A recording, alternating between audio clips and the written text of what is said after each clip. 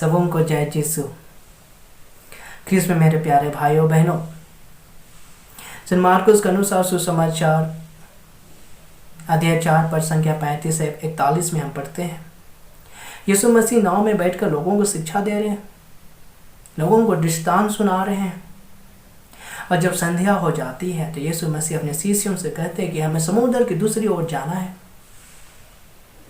और यीशु के शिष्य लोगों को अलविदा कहते हैं और जिस नाव पर यीशु बैठे हुए रहते हैं उसी नाव पर यीशु को वे ले जाते हैं और समुद्र की ओर दूसरी ओर जाने के लिए रवाना हो जाते हैं।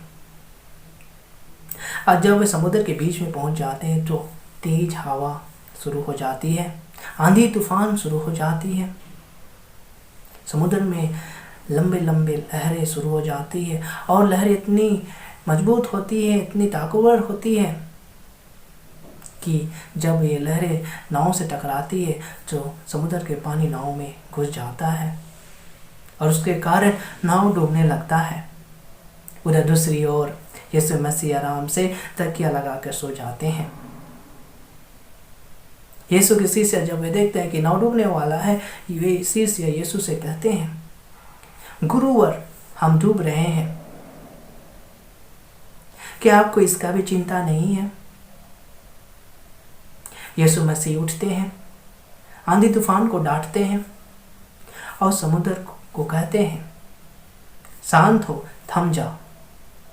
और तुरंत समुद्र शांत हो जाता है, थम जाता है और चारों ओर शांति छा जाती है। और फिर यीशु मसीह अपने शिष्यों से कहते हैं, क्यों तुम इस प्रकार डरते हो? क्या अभी भी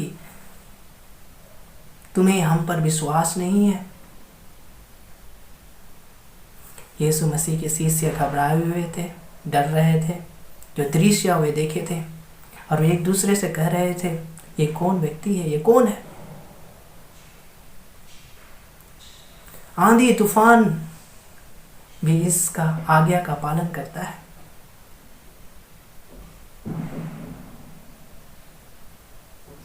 संत मार्कुस हमें सुसमाचार में बता रहे हैं, यीशु नाव में बैठकर लोगों को शिक्षा दे रहे थे, लोगों को दृष्टांत सुना रहे थे और वे शिष्यों से कहते हैं कि समुद्र के दूसरे तट पर जाएंगे। और तभी ईश्वर के शिष्य लोगों को अलविदा कहते हैं और यीशु को, जिस नाव पर यीशु बैठकर लोगों को शिक्षा दे रहे थे, उसी नाव को लेकर वे समुद्र की दूसरी ओर के लिए रवाना हो जाते हैं।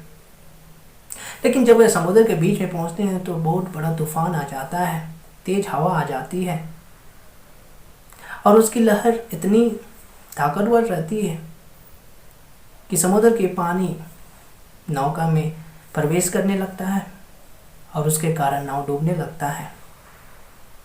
यीशु के शिष्य डर जाते हैं, घबरा जाते हैं और जब नाव डूबता है तो वे यीशु मसीह को उठाते हैं जो कि सो रहे थे। वे यीशु से मसीह से कहते हैं, गुरुवर हम डूब रहे हैं, क्या आपको इसका कोई चिंता नहीं है? यीशु मसीह जानते थे, वे जानते थे कि ईश्वर शक्तिशाली है, ईश्वर समुद्र के स्वामी है, ईश्वर आंधी से भी शक्तिशाली है और वे उसका जरूर सुरक्षा करेंगे, सुरक्षित रखेंगे। यीशु मसीह उठते हैं, आंधी तूफान को डांटते हैं, समुद्र को कहते हैं, शांत हो जाओ, थम जाओ। और तुरंत आंधी तूफान रुक जाता है, समुद्र थम जाता है और चारों ओर शांति छा जाती है। और यीशु मसीह अपने शिष्यों को कहते हैं, क्यों तुम इस प्रकार डरते हो, घबरा जाते हो?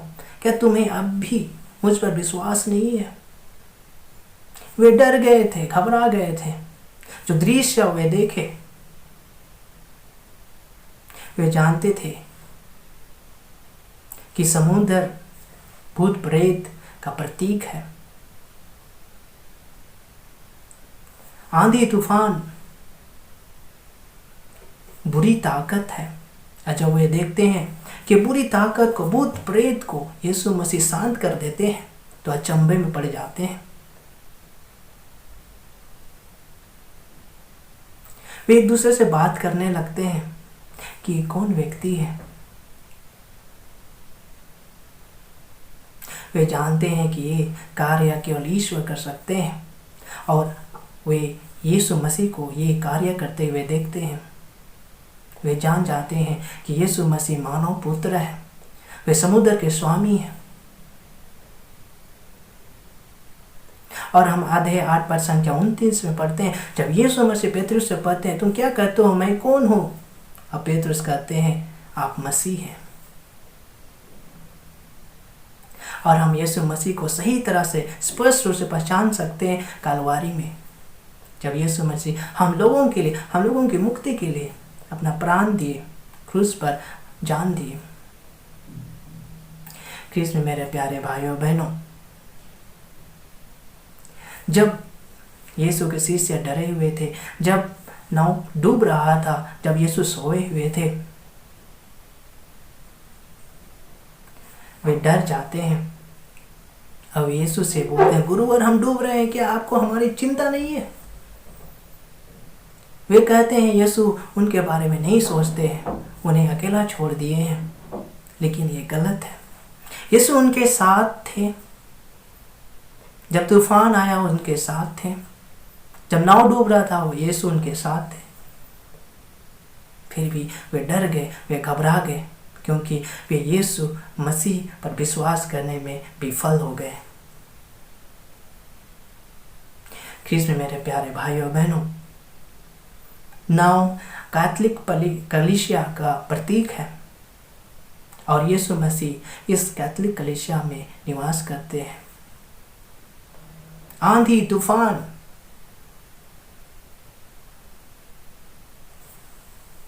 शत्रुतापूर्ण बल का प्रतीक है, और यीशु मसीह हमें इस आंधी तूफान से, शत्रुतापूर्ण बलों से बचाएंगे, सुरक्षित रखेंगे।